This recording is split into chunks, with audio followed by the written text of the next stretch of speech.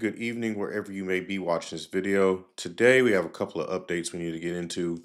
First, we have a preview of Firelight's feature complete launch, what it'll look like, what we can look forward to. Next, we'll get into the latest DAT, or Digital Asset Treasury Company, that has publicly announced partnership with Flare. So, with that being said, let's get into today's content. All right, so starting off with the Firelight feature complete launch update. As always, I will include the link to the Medium article in the description of this video so you don't have to go hunting for it. But yeah, let's get into it. So, while Firelight Protocol has not yet launched, we're excited to share our vision for how the protocol will evolve from its planned initial launch vault to a comprehensive, feature complete version that will reshape how economic security is provided and consumed in DeFi. This evolution will introduce a sophisticated multi vault architecture that enables unprecedented flexibility for stakers while creating opportunities for economic security services, or ESSs, to secure their DeFi applications. In addition, we'll move beyond our initial focus on XRP to open the doors for a broader ecosystem of staked assets.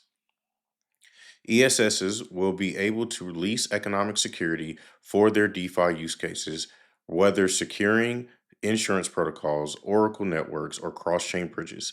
These services require economic guarantees backed by staked collateral. Staked collateral provides the economic guarantees required for these applications, acting as a backstop in the event of economic loss. Meanwhile, operators will interact with multiple vaults, each of which can be selected by ESSs for the security needs. Operators earn a share of the fees paid by ESSs, with remaining portion distributed to stakers. Stakers, in turn, have the freedom to customize their strategy and choose which vaults that they would like to deploy capital to. So, in the beginning, of course, Firelight is primarily focused on staked XRP, or providing a way to generate a yield with XRP for holders, and in turn providing a service via security or insurance for economic guarantees related to DeFi. But I could see them opening the doors for like Bitcoin, ETH, AVAX, any of these popular staked assets. I mean, even stable coins maybe could be used in a protocol like this. There's several different stablecoin protocols, backed by different means, whether it's treasury or other CDP offerings, things of that nature. So I could definitely see a play where you see multiple crypto assets or volatile crypto assets such as Bitcoin, Ethereum, AVAX, or whatever. But I can also see a way for stablecoins to also join in on the fun as well and be looked at as more of a fixed income type yield generation thing, leveraging vaults, the technology vaults, but also providing those economic guarantees by way of stablecoins as well. So, definitely something interesting. We'll have to see how things play out. The result is a flexible and efficient marketplace for on demand economic guarantees designed to meet the diverse needs of all participants.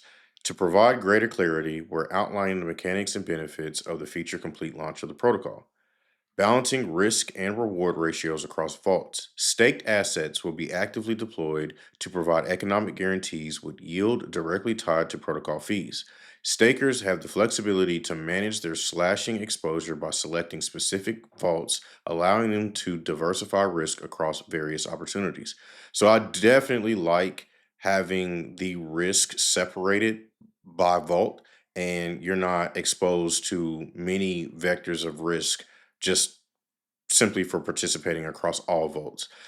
You will have the ability to choose a vault that matches your risk appetite, your risk profile, and you can stake your assets to that vault that meets that criteria and earn a yield, whether you're on the conservative side. So of course you would choose a more less risky vault to stake your assets to. But if you're on the more degen side, then of course you'll most likely choose a vault that is more, I wouldn't say progressive, but definitely more open to slash risk, simply because of the nature of that vault that it's securing, or at least the ESS that vault is securing. But you'll also earn a higher yield for taking on more risk. The conservative side of things, on the opposite end of that spectrum, will earn a lower yield but be exposed to less risk. So, you as the participant, you as the staker, have the opportunity to truly customize your staking strategy. You're not locked into super high risk plays if that's not what you want, but you're also not locked in on lower earning, lower yielding uh, vaults if that's not what you're looking for. Vaults can secure multiple ESSs with slashing conditions determined individually by the ESS. As slashing is implemented on an ESS specific basis, all penalties incurred will affect connected vaults, and the performance of all other vaults will not be impacted. So, yeah, we just covered that. This design empowers stakers to control their risk reward ratio by choosing vaults based on their preferred balance of fees and slashing risk. More detailed information about slashing on Firelight can be found in this article. We've already covered the slashing mechanism, what slashing is, and how it will be invoked if needed. How are LSTs issued? Each vault in Firelight issues its own unique liquid staking token, or LST, which represents a proportional share of the staker's assets in that specific vault. When stakers deploy assets, they receive LSTs in return, with each token tied to the performance and risk of the vault it originates from. For example, a vault securing service A would issue A XRP, while another securing service B would issue B XRP. Each LST will maintain its own independent price. Interesting. This design enables stakers to implement a highly customized strategy that can balance risk and reward according to their own personal risk tolerance and desired return. That makes me wonder if there will be arbitrage opportunities across all of these LSTs. Will these, for instance, just using the same example, will AXRP and BXRP be listed on a deck somewhere? And can I trade the price discrepancies between AXRP and BXRP if, say, BXRP is worth more than AXRP? So maybe, I don't know. We'll see. And then if I redeem AXRP for buying it with BXRP, which means I bought more of AXRP, will I then in turn be able to redeem AXRP and receive more XRP or FXRP in this case? Interesting. More to come on that. More to come. I'm brainstorming real time, so bear with me. DeFi integration and capital efficiency. In the feature complete version of the protocol, DeFi integrations can be customized to reflect slashing exposure of each LST. This optimizes the risk adjusted liquidity efficiency. Certain LSTs may be actively traded on secondary markets or DEXs, sexes, whereas others may be used as collateral. The choice of how to deploy these LSTs across different DeFi strategies remains entirely with the holder, providing flexibility, portfolio management. Okay. Hmm. But by staking to the launch vault, which is completely curated by Firelight themselves, you'll be getting staked XRP. So, really, these questions that I'm asking in real time probably won't be answered until we get to this feature complete state for Firelight, which will be extremely interesting. If you've looked at Euler or Morpho or anything like that, they have a crap ton of stable coins that all have different yield bearing type properties. You have these fixed income type assets or fixed income yield generators, and they all have different strategies. If you're really savvy, you can garner a solid yield for a long period of time, and it's fixed. That yield is fixed for a certain amount of time. So, I mean, I know that's not really anything like Firelight, but the whole vault curation thing is very similar.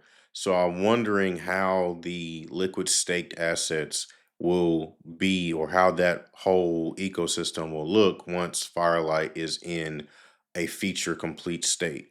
We'll probably have a crap ton of LSTs with different exposures, different yield associated with them, different risks associated with them as well. And we're really going to have to be savvy enough to pick and choose which is the best vault to stake to and receive that liquid stake token. We're going to have to compare the risks. We're going to have to compare the benefits, which is the yield associated with it, um, and go from there. So, to wrap this article up, Firelight's feature complete version represents a fundamental shift in traditional staking architecture. Our vision for this phase of the rollout of the protocol is unfolding, and final details will be unveiled as we approach the release. Stay up to date on our official channels for technical deep dives, roadmap updates, and announcements in the coming months. So, I'm asking these questions in real time because I don't even know the answer to these, and they have not released any answers or more details on um, things that could potentially answer those questions. So we're all going to be learning about at the same time. So we'll just have to look forward to it and go from there. But yeah, that's the Firelight Medium article. So let's go ahead and transition over to our next topic. And this one really caught me off guard, if I'm being honest. I did not expect news like this to drop on a Friday, just simply because it's Friday. I'm ready for the weekend. Here in the States, it's Labor Day weekend. So looking forward to the 3 days that I get to just, chill out, touch grass, hopefully, spend some time with some family, things of that nature. My mind was just not ready for this type of news to be dropped on a Friday. But everything blockchain announces partnership publicly with the Flare network. This is the latest DAT or digital assets treasury to announce partnership with the Flare network, wanting to get in on XRP-Fi. So of course, they dropped an article as well along with the announcement. So let's go ahead and get into that. And of course, I'll link this in the description as well, so don't worry about having to hunt for this. Flare expands institutional adoption as Everything Blockchain Inc. joins XRP-Fi standard for treasury yield. The second publicly traded company embraces Flare's XRP-Fi model following Vivo Power's $100 million deployment. August 29th, 2025, which is today, Friday. Flare, the Layer 1 blockchain for data and interoperability, announced today that Everything Blockchain Inc., or EBZT, is their publicly listed ticker. A U.S. listed public company has entered into a Memorandum of Understanding, or MOU, to adopt Flare's institutional grade XRP-Fi, which means XRP DeFi, framework for its digital asset treasury. EBZT expects to allocate approximately $10 million in XRP in its initial phase, with the potential to scale further as part of its digital treasury strategy. The agreement makes EBZT one of the first U.S. public companies to deploy XRP in a compliant, yield bearing structure, joining NASDAQ listed Vivo Power International PLC. The publicly listed ticker for Vivo Power is VVPR, which committed $100 million in XRP to Flare's ecosystem earlier this year. Together, these moves demonstrate XRP-Fi's growing momentum as the emerging institutional standard for corporate treasury yield. XRP-Fi represents Flare's vision for establishing an institutional framework around XRP, transforming the traditionally non-yielding asset into a productive treasury tool. At the core of this framework is F-Assets, Flare's trustless bridging system that provides smart contract functionality to non-smart contract assets like XRP and BTC. By leveraging F-Assets and Firelight protocol, Flare's decentralized restaking layer, EBZT intends to convert XRP into FXRP, then allocate it across decentralized lending, staking, and liquidity protocols. XRP, now a roughly $150 billion asset, has been a cornerstone of digital finance for more than a decade. Yet institutions have had few ways to make it productive, says Hugo Fillion, co founder and CEO of Flare. Flare changes that by enabling a compliant on chain non custodial yield framework designed for corporate treasuries. With Vivo Power and now everything blockchain, public companies are validating that XRP-Fi is not just a concept, but an emerging institutional standard. For EBZT, the decision reflects a shift in how public companies approach blockchain participation. EBZT aims to show how XRP can serve as a compliant yield bearing asset rather than a passive holding. Arthur Rosenberg, CEO of Everything Blockchain Inc., says this is about unlocking the true financial utility of digital assets like XRP, not just as speculative holdings, but as yield bearing instruments that can compound over time. Flare gives us the rails to do this in a way that meets the governance, security, and auditability standards required of public companies. With multiple public companies adopting XRP-Fi and millions in assets already on Flare, the network is establishing itself as the default programmable utility layer for XRP in institutional finance. The upcoming launch of F assets will expand these opportunities to other non smart contract assets. Just a little bit about Flare. We already know that. About everything Blockchain Inc. We really don't know anything about them. At least this is the first I've heard of them, just being honest. Everything Blockchain Inc. is a publicly traded company building a diversified digital asset treasury across high conviction tokens and validator infrastructure. Through strategic yield generation and on chain income compounding, EBZT offers public market investors exposure to blockchain economics typically reserved for private funds and early adopters. So yeah, I mean they're a DAT, a digitally or digital asset treasury company, similar to Vivo Power, but Vivo Power has another side of their business, I believe, as well. So they're not just a DAT, but strategies are similar to that of a DAT. This is all interesting, man. Let me say this. Imagine fading flare because you lack patience and vision. Imagine fading flare despite the biggest public in your face signal that institutions are loving XRP-Fi and what Flare has to offer. Imagine that. I don't know what other signal people really need to just sit and wait and watch the show and participate really at the same time as well as watching the show. But yeah, this is really it. There's no other bigger signal than this, in my opinion. I'm not even trying to shill anything right now. I'm just simply saying I mean, Ray Charles could see that this is an amazing opportunity. Look, man, I don't know what else to say. I really don't. I'm excited. I do know it. Getting into F assets on Flare Mainnet might be one of the most competitive things that we may ever experience. All this tens of millions of dollars, hundreds of millions of dollars being committed to Flare to participate in the XRP staking protocol, which is Firelight. But in order to do that, they have to have FXRP, which means they have to mint FXRP. Unless there's some other strategy that I'm not thinking of, the only way that you can really get FXRP without incurring or paying a premium, if you will, is to just mint it yourself. So minting F assets on day one and really the first quarter or so might be very, very competitive. So you got to be on top of your game in order to make something like this happen. Um, and I'm kind of hoping that the unlimited cap is sooner rather than later. Because I don't know about you, but I do think it might be a little hard to compete with $100 million being minted in F assets, unless there's something else going on that I don't know about. But yeah, that's that's really all I have to say. I mean, all this news is good news. There's so many good things coming out about Flare every other day. I'm excited to be in one of the best seats in the house. I will continue to make content around the Flare network, DeFi specifically, and news related to Flare as we grow and as we continue down this journey. It's a very exciting time. I'm really speechless. So we'll see how things turn out.